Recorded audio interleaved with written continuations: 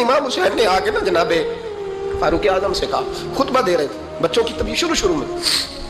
پتہ نہیں کیا بات آئی امام حسین کے دل میں, کہنے لگے عمر نیچے اترو, یہ میرے نانا کا ممبر ہے. تو حضرت سیدنا عمر, سنو کبھی میرا بھی بچہ آ جائے تو میں کہتا ہوں اس کو پکڑو یار, بچوں کو تو نہیں نا جمعوں میں مطلب ذکر کیا جاتا, اترنا میرے نانے کا ممبر ہے.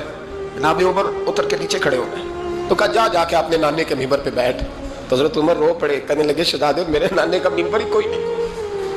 ہے ہی نہیں, یہ ممبر یہ مصلی یہ تیرے نانے کی شان ہے,